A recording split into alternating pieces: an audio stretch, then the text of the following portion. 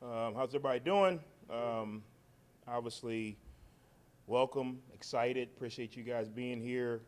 First of many times that I get to share a little bit with you guys what's going on in the program. Let me start off. I want to send our prayers and thoughts out to the victims in our state that were affected by the storms this past weekend. The tornadoes that hit the Mississippi area, praying for all those people affected by it and the families affected by it. Definitely a tragic situation there. Also want to celebrate the career of our women's basketball coach. Obviously, what she's been able to do here for such a long time, obviously is a benchmark for myself and all the other programs of how to sustain success at a really high level. And as she transitions into the next career, we wish her all the best as we get going. Same with all our other spring sport coaches, wishing them much success as their seasons start to roll into conference play. A lot of excitement for the day, being the first day of spring football. Excitement is high, but the task is tall. We fully understand we have a lot of work to do. We can't let excitement kind of precede the amount of work that we got to do and helping our guys understand what's next in the phase of trying to get ready to play this season. Obviously, with 41 new players and 29 new staff members, to say this is all new would be an understatement, but this is all new. So we've got to make sure in these next 15 practices that we set the foundation for what it takes to play winning football. At the end of the day, our first phase of winter conditioning and changing bodies and all that's great, running around cones, lifting the weights, that's awesome. It contributes to the season. But ultimately, we got to go out and put the things in place to help us play winning football. The second thing we've got to be able to do this spring, establish the discipline and consistency that it takes to improve, right? In order to have improvement every day, every week, every phase, you got to have the discipline and consistency to do what you need to do when you need to do it the way it needs to be done. We got to get our players to understand that that's what it takes. We got to get our players to understand that it's not a microwave process. It's not go out today and do a couple drills and be ready to play. Today is step one in the phase of understanding what it takes and how to prepare and how to get your body ready, how to retain, install 1, 2, 3, all the way throughout the spring. And then obviously we want to master the deep details of our systems, all new systems from an offense, defense, and special teams standpoint with all new coordinators. So just mastering those details and what it takes as a foundation, we'll have our entire system in. Obviously, when we get to the season, we'll be able to adjust those systems to the opponent we play, but you got to understand the foundation first. You got to understand the whys of what we do and how we do it. So really excited. You'll get a chance to hear from our coordinators today, but really excited about today. A great opportunity to see if phase one was successful. That's kind of how you measure it, right? Phase one is measured by how successful phase two is and all the way through. So hats off to our strength coach, BA, Ben Ashford and his staff, the best in the country. Just to see our guys transition not only mentally but physically over the last 8 weeks has been phenomenal, and that's a big part of what he does in the winter portion. He'll continue that in a different phase or different manner throughout phase two, but hats off to him and his staff for what they've been able to do. Hats off to our recruiting department for getting these 41 new players in our building. Our GM, Reed Grable, has done a phenomenal job of evaluating what we needed, getting the pieces in here. We're not done yet, but getting the right pieces in here when we could. Again, hats off to him and his staff. Hats off to our administration for putting the things in place that we need to go out and have a successful spring. And I guess now it's up to me and the coaching staff to go out and get these players better. So with that, we'll open up with questions. Coach, when you think about this recruiting process compared to what you've done in your previous head coaching stops, how intense was this one? How did it compare, because you got here and all the changes? Yeah, I think in today's college football at our level, when I say our level, at the group of five level, you're re-recruiting a new team every year. You have a plan about retention. You have a plan of bringing high school players in. But the reality of it is to compete consistently at a high level, you got to be involved in the transfer portal. So every year you're going to have upwards of 20 some odd players coming in or moving out. So every year is kind of a new phase. So this year was just kind of outside, taking out the excitement of the new staff. We would have been doing the same thing at the other place. We would have been trying to replace and bring in 25 new, 40 new guys. Obviously, this one was a little different because we knew a lot of the guys we brought in, so the recruiting wasn't as much getting to know them and getting to know if they fit. It was more getting them comfortable with what was going to be new, getting them comfortable with Hattiesburg, getting them comfortable with Southern Miss, getting them comfortable with this community, with this football team and program. So that phase was a little different, but the amount of guys and the intensity in which we were going out and trying to get them was about the same. Speak a little bit to needs you feel you met already with this first class, and maybe off of that going into spring, you may know, some places where you're going to need to backfill. Yeah, we felt like offensively, skill-wise, we felt like we addressed some issues and needs. Defensively, skill-wise, we felt like we addressed some issues and needs. We knew the bigs was going to be something that was going to take a little time. To me, the bigs are a little bit, I won't say harder. The bigs take a little bit longer to determine yay or nay on, just because they're a different position group. Their bodies are different. Their movements are different. Sometimes the bigs don't look great running around cones.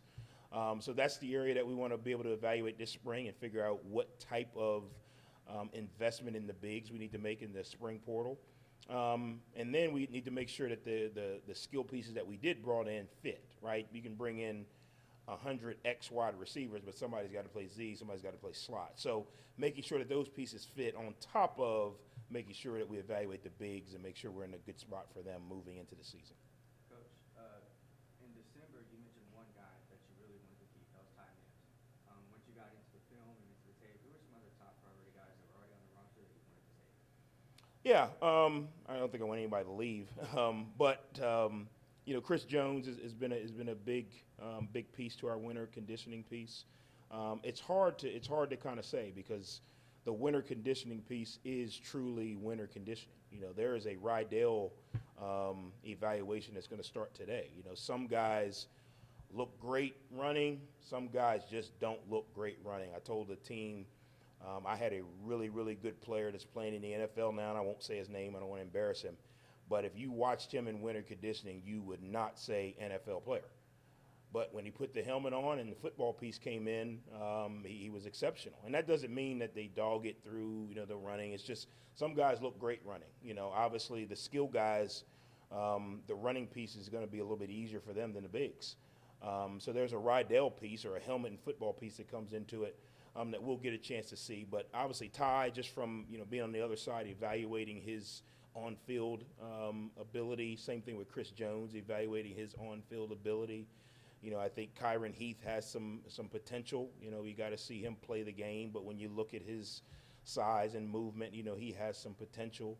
And then obviously as we start to practice a little bit more and the installs start to build up, there's a mental conditioning toughness, from running and how many times they're going to blow this whistle. And then there's a football toughness, not just from going out and hitting someone, but can you handle install 1 through 8 and still be able to execute without, multiple MAs or multiple issues. So as we continue to do that, we'll get the chance to see a few more guys probably pop up. Charles, from a schematic standpoint, how do you plan to just go about installing your offense and defense? Where do you kind of hope to be by the end of spring football? Yeah, we're going to go full bore, and those that can handle it will be able to progress, and those that can't, we're going to have to make some decisions. I think football has changed a little bit. Your installs are not, 45 pages anymore. There's some base install on all 3 phases. There's some base fundamentals that you got to be able to do. The game is a lot more opponent-driven. You're going to carry your base offense into most games or your base defense into most games, but other than that, you're going to be basically reacting off of what they do or don't do. So we're gonna give it to them all. We're gonna figure out who can retain what. To me, when you slow down, you're holding some guys back. When you speed up, you're gonna lose some guys. I would rather lose some guys and bring them along later then slow down the guys who can handle it. And I think part of that being able to handle it is not, can they remember what to do, is who has the discipline and who has the habits of winning, right? The habits of winning and the discipline of winning is, I know if I've got install 1 through 8 or 1 through 15 or whatever it is I got to get through, I got to start preparing to do that. And that's what you get to evaluate. Who knows how to prepare? We spent most of the winter conditioning teaching the guys, how do you prepare to play this game of football? You don't just grab a helmet and go to the park. You got to wake up every single day and you got to prepare to practice. It's not, hey, I get to go to practice today. It's, did I prepare all the way up until today, March 17th, to practice today? And that's what that's going to tell us. The guys that get left behind is not going to be the guys that can't necessarily remember what to do. It's going to be the guys that hasn't grasped the understanding of, hey, I have to prepare every single day. I think we're a little bit different. We take a pro approach to this thing. This is a job. These guys should be working at this thing 24 hours a day. Academics is included in that job. Being a good Samaritan, being a good community member is included in that job. So you can't, the days of just showing up and playing Southern Miss football are over. You have to truly immerse yourself into everything with football. Like I told them in the first meeting, if you don't love football, you're not going to like it here. And that's okay. There's 133 programs. There's other programs that have different standards and parameters. But here, you have to love it because you have to do it every single day. Does that mean we go out and tackle and play a game every day? No, but there's got to be something you do, even on the off days, that prepare you to be better the next time you get out. Coach, with over 40-plus new players, along with a lot of return players, how's it like building team unity with so many new faces, along with a lot of return players? Yeah, wasn't going to tell you guys this, but it's probably good information for you guys to write. We're a little bit different. We're not into building the team yet. This first phase, the way we talked about it with our guys, this first phase, we're into building the individual. We're not into building the team yet because the reality of it is some of these guys won't be here. It's just the reality of it. It's not a negative. It's just like in the NFL. There's free agency. There's some guys on teams that are going to have to move on to other teams. Here, once we evaluate holistically, and I'm not just talking about, hey, he can run or he can't run, he can't go to class every single day. He can't prepare for practice. He can't manage himself by showing up on time. Or he's a great player that doesn't fit in these schemes. It's the reality of it. So there's still going to be a shifting of who is going to be on the team. So right now in these two phases, in the first two phases, we're not focused on building a team. We're focused on building the individuals that will be on the team. So what does that mean? Teaching every individual in the program what it's going to take for you to be a member of this team moving forward. When we get to the summer, then we'll start building the team, if that makes sense. I don't think you can start building a team when you haven't taught guys what it takes to be on the team. You haven't taught guys how to prepare. You haven't taught guys how to play the game of football. You haven't taught guys discipline. You haven't taught guys accountability. Because as I'm teaching you those things, this is America. This is a free country. If you don't like discipline, you have the option to go somewhere else. So I'm not going to force you to do things to be on this team that you don't want to do. So our first two phases through the winter, through the spring, is teaching the individual what it's going to take to be on the team. When we get to June, you can ask me that question, and then we'll start blending the two teams together. Right now, you start trying to blend teams together. A guy may develop a relationship with a guy that's not going to be here. He may be a great football player, but if he's a wing T quarterback, he's not going to take any snaps here. We don't run wing T. It's not, he's a great player. It's not going to work. So what we're trying to do is not blend the team right now. We're trying to teach all the individuals what it looks like and how to be on this team. Then we can start blending it once we decide exactly who's going to be on the team. Do you have like a max number? Because I know when we had talked, you had said you're going to address the issues and assess the team, but is there like a max number of players that if you're going to get rid of players, is there a max that you're hoping to not get rid of, if that makes sense? Like, is 20 players the max? No, I don't think so, because there are some guys right now that, if you ask me today, I would say, yeah, he's probably not going to make it. And then when we go out there today and we start playing football, he's going to show me something that he hadn't shown me. And then it's vice versa. There are some players that I'm like, man, he's crushing it in conditioning. But we're going to go out there and play football today, and there's going to be something that he's not doing consistently enough to give him a chance to be successful. And I don't want to make it sound like a negative. It's the reality of it. I mean, it's not cutthroat mentality. It's the reality of it. The transfer portal is in place so that players have the option to correct their situations. Right, wrong, or indifferent. Obviously, there's some guidelines that we'd love to put on it and things to improve it, but this gives players a chance. They didn't choose me. I chose them. This gives players a chance to correct the situation. Hey, I'm X, Y, and Z player. I'm a good player. There's a lot of good players at this position. I may not get the amount of opportunities that I want. I got 1 year left. I've got my degree or whatever it is. I can go somewhere else. Coach will be honest with me. Hey, you can stay here. The chances of you playing are X, Y, and Z. Hey, if you don't get X, Y, and Z better, it's going to be hard for you to play here. Okay, I can get better, or I can say, you're right, coach, there's a better opportunity for me somewhere else. So I don't look at the transfer portal as a negative. And we say we're trying to figure out who's going to be on the team. It's not a negative, hey, get out of here. It's an opportunity for every player in the country to be in the best situation. So I don't really have a max number or a low number. It may not be any.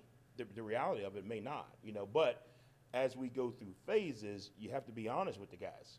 If you don't start conforming to the standards in the organization and start executing consistently in all phases, you're not going to be successful here.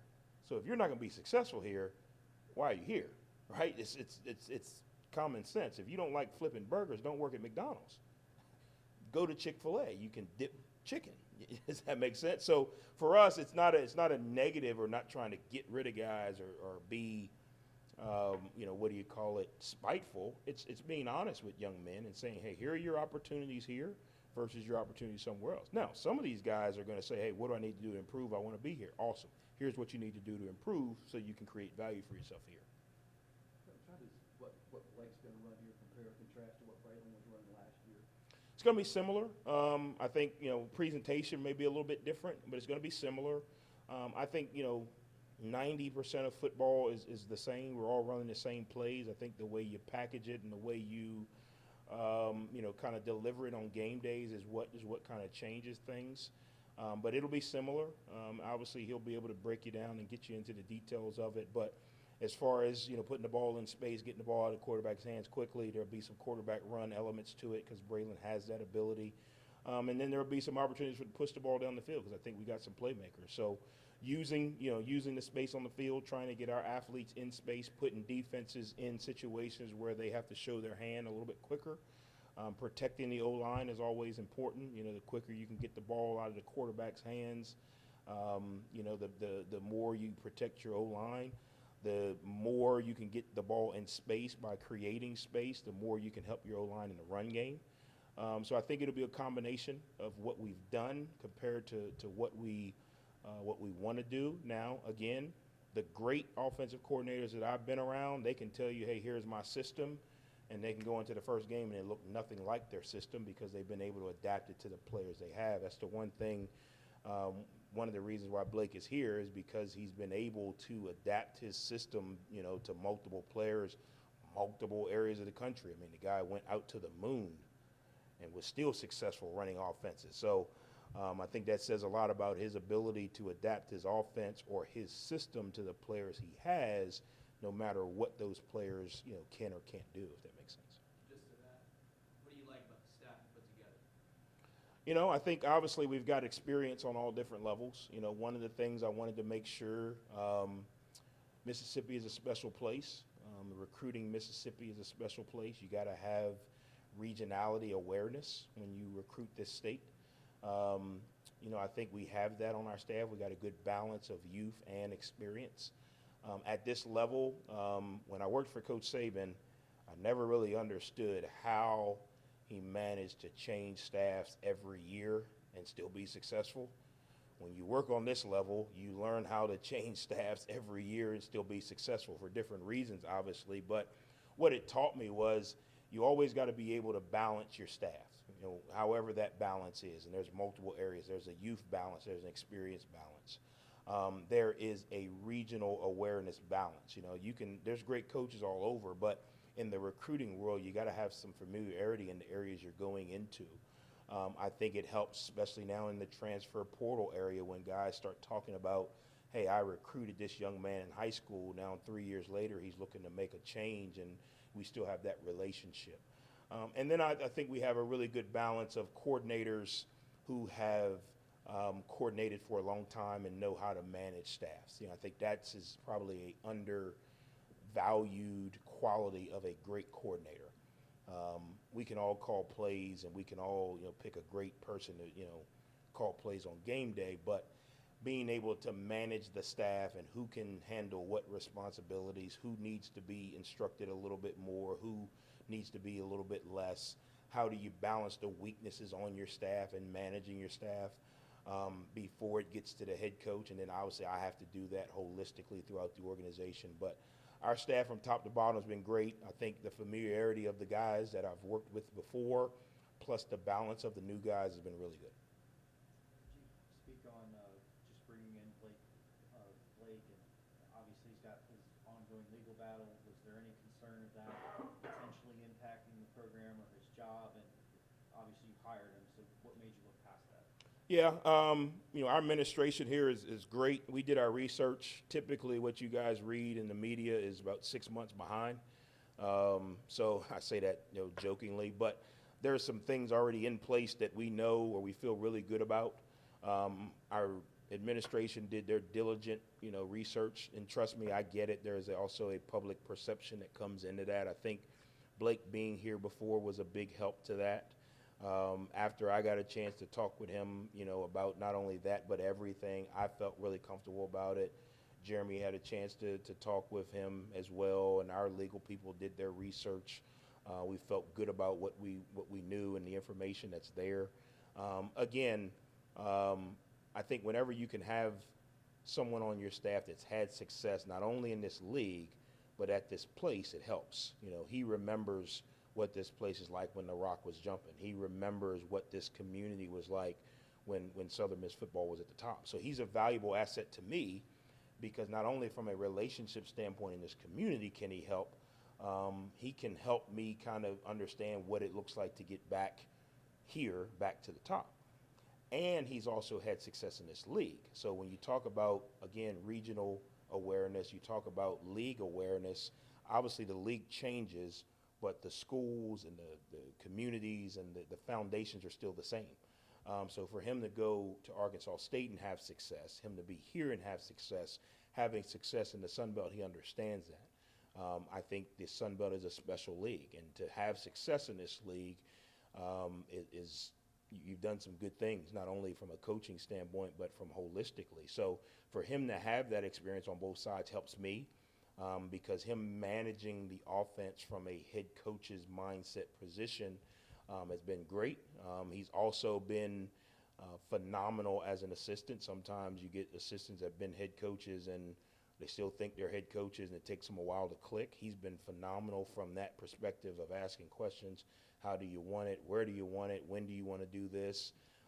Obviously, with him having success at Utah State, he was able to bring some players that are really going to be able to help us. With him having been in this area, there's a lot of recruiting ties that he already has that I think is going to help. So I think it's going to help holistically. And if he doesn't score, then you can blame him, not me. Have you guys ever worked together? No, but he's worked with some people that I've known and I trust, and have been around, and everything they've told me about him, loyal, great person, great with the kids, cares about the kids, cares about the game, diligent in his approach as far as, not leaving a stone unturned, being prepared. All the things that they've said about him have been true. Coach, as I look through your career, one thing that stood out to me, you're always able to run the football. Can you kind of speak to that, maybe what that's about? Yeah, I think obviously I'm old school. I think you got to be able to run the ball and stop the run. I think we've been able to run the football because we haven't forced running the football. Nowhere I've been have we said, okay, we have to run the football. Everywhere we've been, we've said we've got to be efficient on offense, which means when you have to throw it, you have to throw it. When you have to run it, you have to run it. I think sometimes, the old adage of, we want to be 50-50, we want to be balanced. I want to be efficient. If that means we got to throw it 30 times to be efficient, we got to throw it 30 times. If that means we got to run it 40 times to be efficient, we got to run it 40 times. The other thing I think has helped us is we've always adapted to what the players have done well. I've been blessed enough to be around some really good running backs over my career. So if the running backs are one of your better players on offense, you find ways to get them the ball. I think when you start trying to force being a run team or being a pass team, you run into a little bit of an issue. I think when you talk about efficiency, and efficiency is not just holistic, it's by down, by game, by quarter, by situation. I think you can help yourself. And I think whenever you're willing to adapt to what the players can do, you'll always find yourself on the positive side. Now, there's a lot that goes into that, but those two things to me have kind of probably been the key to the run game success we've had. Just a little bit more on that, the running back room. Jeffery Pittman, his addition, obviously a local kid. What did you and the staff kind of like about what he brought from Mississippi State? You know what?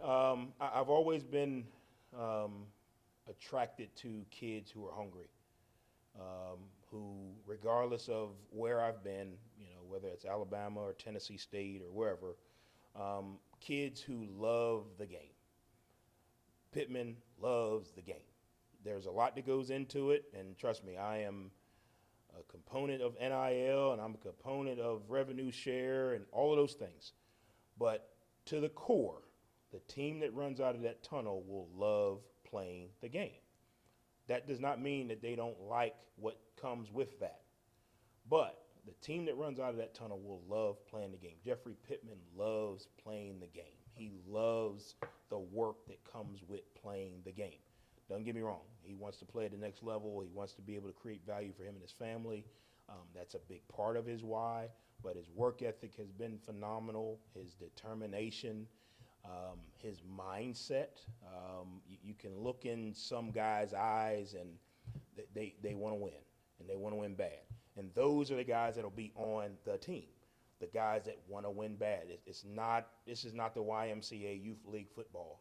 You got to want to win bad enough to make conscious decisions to do what it takes to win. Pittman has that. In general, is there a position group that you're just kind of excited for that you feel like has some proven depth to? It'll be interesting. Our wideouts, I think our wideouts, we've, and I say that because, half of them I know. The other half have been impressive. So I think that's going to be a big challenge. I think the interesting battle this spring is going to be our wideouts versus our secondary, because I feel like both of those units, and maybe I'm biased because I know 90% of the guys in those units, but I feel like both of those units we can compete at a high level right now. And it's going to be a matter of consistency, and who's able to consistently go out and execute. I think that's going to be a really, and we got a quarterback that can deliver the ball and, can throw the ball on time. We got DBs who can break on the ball. We got a good scheme defensively that's going to be able to keep, things in front of us, but also be aggressive enough to attack the ball in the air. So that's going to be the battle for me that I think is going to be the most interesting this spring. Obviously, with us having the mindset of addressing the bigs, in this second portal window, it'll be interesting to see who comes out of that, out of those groups, who's like, didn't think he would be. But being that I know 90% of the skill guys that we brought in, that battle for the next 15 days should be really interesting. Anything else? Coach, obviously you had a lot of guys follow you from Marshall. Just from a leader standpoint, what did that mean to you to have that many guys follow you? Well, I think it means more to the organization than me. I think I'm just the guy that happens to be in the front and gets all the praise and the negativity. But there's a lot of people that work in our organization that bust and grind and do a lot to make these players' lives comfortable and easy. And I think it shows that our process works. Our process is a player-driven, create value for themselves process. And when you have that type of commitment to follow you, it shows that they've embraced the process. They trust it. They believe in it. They trust the people. I think that probably is something that goes unspoken a lot too. These kids, it's still a relationship business. It's still a relationship sport. They want to trust the people around them. it would have been a lot easier if we went to, P5 school X, Y, and Z. Everybody wants to follow there. It's like going to Disney World. Everybody wants to go to Disney World. But for them to come to such an unknown truly means they trust the process. And as we've worked for 4 hard years to establish that and build that to a point where kids did trust it, that means the process works. We are no longer working on application. We're no longer working on theory. We're working on application now. This works. This cancer medicine works. It doesn't have to go through any more tests. It doesn't have to go through any more trials. It works. Now, what we've got to do, because now that we know it works, we got to continue to refine it. Because the moment you stop growing and stop developing, you start going backwards. So now that we know this process works, now we've got to figure out, how do we refine it? How do we adjust it to fit and work faster at Southern Miss? Obviously, from a administrative support situation, I think that's going to be easier. From a resource situation, that's going to be easier. From an opportunity situation, that's going to be easier. And let me say this: this doesn't mean, click your fingers in championship. This just means the process that took us 4 years to kind of get out of the mud and get rolling at the other place should happen faster here now. Why? Because we've been able to eliminate some steps that didn't work. We've been able to add some resources that we may not have had. We've been able to add some support that we may not have had. We've been able to understand how to go from step 1 to 2 without going 1 to 1A to 2. So I think it's a positive. I think it speaks more to the entire organization than just Coach Huff. But I'm proud to be the leader of that organization and the leader of that process. Coach, thank you. Thank you, guys. Look forward to seeing you out there today. Thank you for all you guys do to report and get the information out about our players. Hopefully, I can continue to give you what you need to do your jobs at a really high level. Southern Miss, to the top.